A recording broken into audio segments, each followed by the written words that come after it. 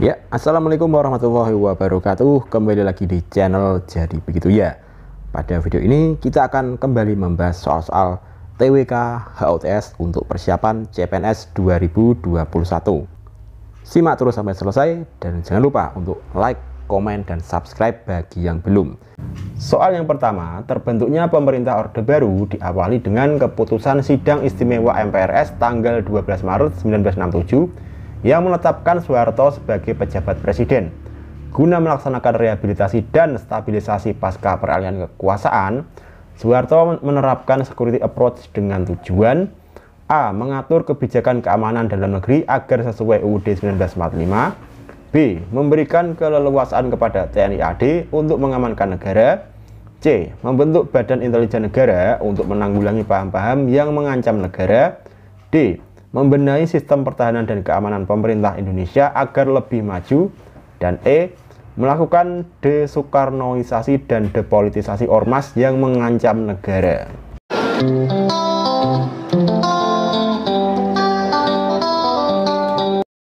Oke, pertanyaan dari soal yang pertama ini adalah tujuan dari security approach, pendekatan keamanan yang diterapkan oleh Presiden Soeharto ketika terjadi peralihan kekuasaan agar situasi tetap stabil ketika terjadi peralihan kekuasaan pada saat itu. Karena pada waktu itu ketika terjadi peralihan kekuasaan itu rawan terjadi hal-hal yang tidak diinginkan. Salah satunya adalah dari ancaman organisasi sosial politik yang mengancam wibawa pemerintah. Ingat, pada saat itu banyak sekali organisasi sosial politik yang bisa mengancam, yang berpotensi mengancam wibawa pemerintah. Nah, dari situ sudah bisa kita ketahui jawabannya, yaitu yang E. Melakukan desoekarnoisasi dan depolitisasi ormas yang mengancam negara. Soal yang berikutnya, masa reformasi, polemik terjadi setelah Habibie menjadi presiden menggantikan Soeharto, terutama di kalangan ahli hukum. Ada sebagian pihak yang menilai pengangkatan presiden tersebut konstitusional, namun ada pula yang memberi penilaian inkonstitusional. Penilaian pengangkatan presiden secara inkonstitusional didasarkan pada A. Habibie terpilih sebagai presiden tidak melalui proses pemilu seperti proses pemilihan masa Orde Baru. B. Habibie masih merupakan pejabat Orde Baru yang tidak sejalan dengan reformasi. C. Habibie mengucapkan sumpah jabatan di depan Mahkamah Agung, bukan di depan MPR dan DPR. D. Habibie seharusnya dipilih oleh anggota DPR MPR, bukan ditunjuk langsung oleh presiden.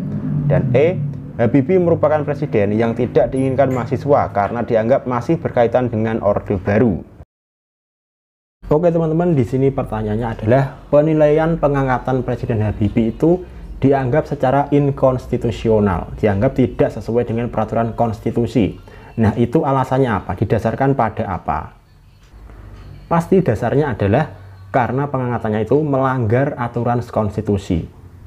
Jadi kita cari opsi A, B, C, D, dan E ini, manakah opsi yang menunjukkan kalau itu terjadi pelanggaran, terjadi penyimpangan terhadap konstitusi.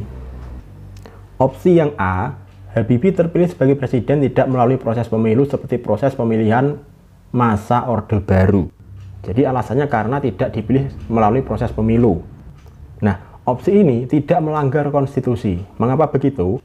Karena pada pasal 8 ayat 1 disebutkan, jika presiden mangkat, berhenti, diberhentikan, atau tidak dapat melakukan kewajibannya dalam masa jabatannya, ia digantikan oleh wakil presiden sampai habis masa jabatannya. Jadi wakil presiden diangkat menjadi presiden itu tidak harus berdasarkan pemilu. Jadi yang A ini sesuai dengan konstitusi, jadi jawabannya bukan yang A. Lalu yang B, Habibie masih merupakan pejabat Orde Baru yang tidak sejalan dengan reformasi. Nah, kalau yang B ini tidak ada hubungannya dengan peraturan konstitusi. Jadi B ini otomatis salah. Lalu yang C, Habibie mengucapkan sumpah jabatan di depan Mahkamah Agung, bukan di depan MPR dan DPR. Nah, ini melanggar konstitusi, melanggar pasal 9. Seharusnya presiden itu mengucapkan sumpah jabatan di depan MPR dan DPR. Sedangkan Habibie pada waktu itu mengucapkannya di depan Mahkamah Agung, dan itu pun dilaksanakan di Istana Negara, bukan di gedung MPR. Karena pada waktu itu gedung MPR DPR diduduki oleh mahasiswa, jadi tidak bisa dilaksanakan sumpah jabatan di gedung DPR MPR. Jadi opsi yang C ini jelas melanggar konstitusi atau inkonstitusi. Tetapi untuk memastikan, kita lihat dulu yang D dan E. Yang opsi D, Habibie seharusnya dipilih oleh anggota DPR MPR, bukan ditunjuk langsung oleh Presiden. Nah, kembali ke pasal 8 tadi. Pasal 8 yang bunyinya, jika Presiden mangkat, berhenti, diberhentikan, atau tidak dapat melakukan kewajibannya, ia digantikan oleh Wakil Presiden sampai habis masa jabatannya. Jadi pada waktu itu, ketika Presiden Soeharto berhenti dari jabatannya, maka memang posisinya digantikan oleh Habibie. Otomatis dia digantikan oleh Habibie karena itu sudah tertera di dalam konstitusi. Jadi D ini bukan jawabannya karena D ini sesuai dengan konstitusi. Sedangkan yang E, Habibie merupakan presiden yang tidak diinginkan mahasiswa karena dianggap masih berkaitan dengan Orde Baru. Nah, yang E ini juga, ini bukan jawaban yang berkaitan dengan konstitusi. Opsi E ini sama dengan yang B, sama dengan opsi B. Tidak ada hubungannya atau kaitannya dengan peraturan konstitusi. Jadi jelas jawabannya adalah yang C. Habibie mengucapkan sumpah jabatan di depan Mahkamah Agung, bukan di depan MPR dan DPR.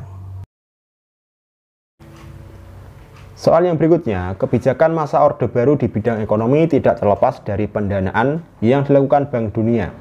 Di wilayah Boyolali, Jawa Tengah, kebijakan pembangunan Soeharto menimbulkan penderitaan bagi rakyat. Sebanyak 3.006 keluarga terpaksa pindah dari wilayah yang akan dijadikan waduk Kedung Ombo dengan ganti rugi yang tidak sesuai harga tanah pada umumnya.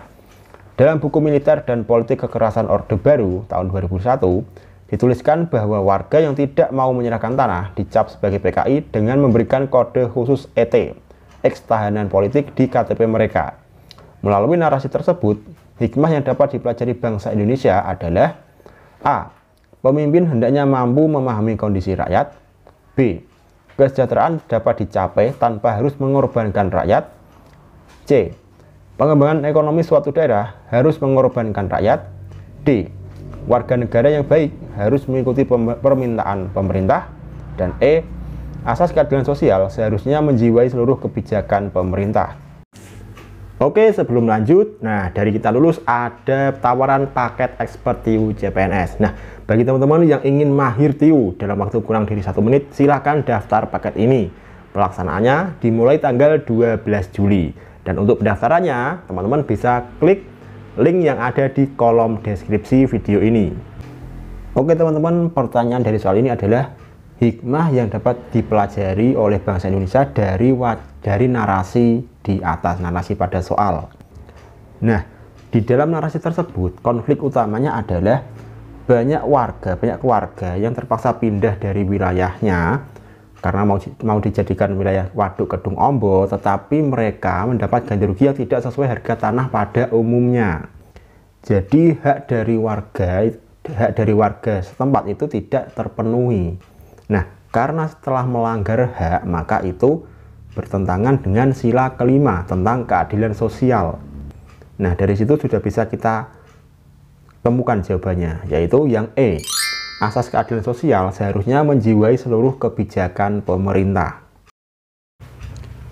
Lanjut soal berikutnya, tahun 2018, orang siswa kelas 3 SD bernama Nur Saka menjadi pusat perhatian masyarakat Indonesia. Setiap pagi, ia harus berangkat sekolah melewati polisi lintas batas negara terpadu Entikong, Kalimantan Barat.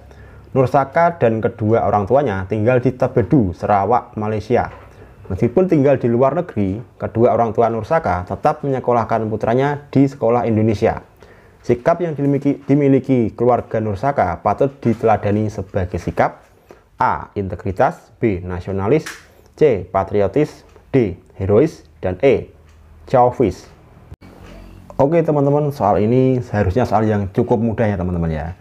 Di sini kita lihat Nur Saka itu tinggal di wilayah Malaysia, di Tebedu, tepatnya di Tebedu, Sarawak, Malaysia.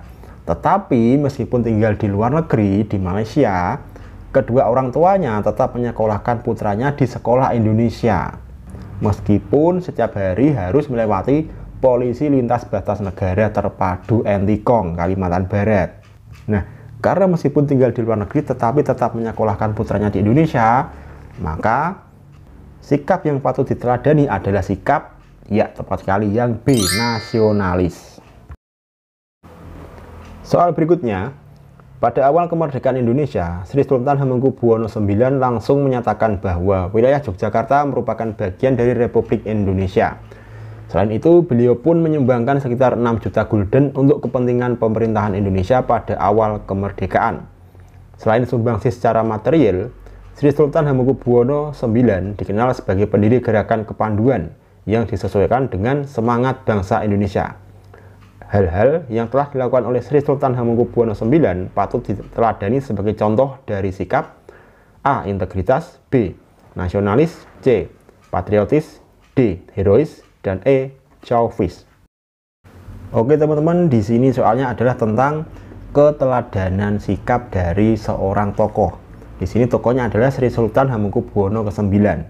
Nah, pada waktu Republik Indonesia itu baru merdeka, beliau menyumbangkan sekitar 6 juta gulden untuk kepentingan pemerintahan Indonesia pada awal kemerdekaan, pada awal terbentuknya Republik Indonesia. Dan pada waktu itu 6 juta gulden itu jumlah yang tidak sedikit ya. Mungkin kalau sekarang mungkin sudah bermiliar-miliar. Itu tandanya Sri Sultan, beliau bersedia mengorbankan segalanya, mengorbankan apa yang dia punya untuk kejayaan dan kemakmuran bangsa. Nah, sikap itu dinamakan sikap patriotisme. Jadi jawabannya adalah yang C, sikap patriotis. Soal yang berikutnya, Presiden Joko Widodo menegaskan kembali program wajib belajar 12 tahun gratis bagi anak bangsa melalui Kartu Indonesia Pintar. Hal ini dilakukan untuk memenuhi salah satu hak dan kewajiban warga negara Indonesia dalam Undang-Undang Negara Republik Indonesia tahun 1945, pasal A. 28, B. 29, C. 30, D. 31, dan E. 32. Oke teman-teman, soal yang ini juga cukup mudah. Di sini tentang program wajib belajar 12 tahun gratis bagi anak bangsa melalui Kartu Indonesia Pintar. Dan program itu dilakukan untuk memenuhi salah satu hak dan kewajiban warga negara. Nah, hak dan kewajiban itu adalah hak dan kewajiban untuk memperoleh dan mendapatkan pendidikan. Nah, pendidikan itu diatur di dalam pasal 31 UUD 1945. Jadi jawabannya adalah yang D, pasal 31.